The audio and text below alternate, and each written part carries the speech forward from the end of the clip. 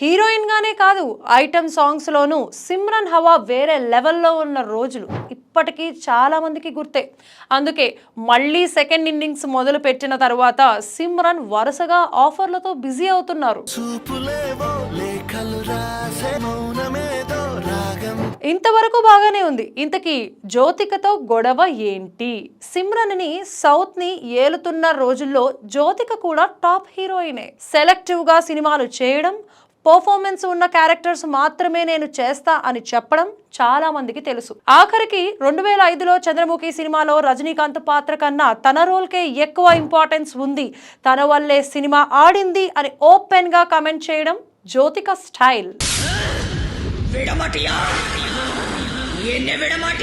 మరి రజనీ లాంటి హీరోలతోనే అలా ఉన్నప్పుడు తోటి హీరోయిన్, అందులోనూ తనకన్నా బిజీ హీరోయిన్, పైగా తన భర్త సూర్యతో కలిసి నటించిన హీరోయిన్ విషయంలో ఇంకెలా ఉంటుంది? బహుశా ఇదే రీజన్ కావచ్చు సిమ్రన్ కి జ్యోతికి గొడవ అయ్యింది.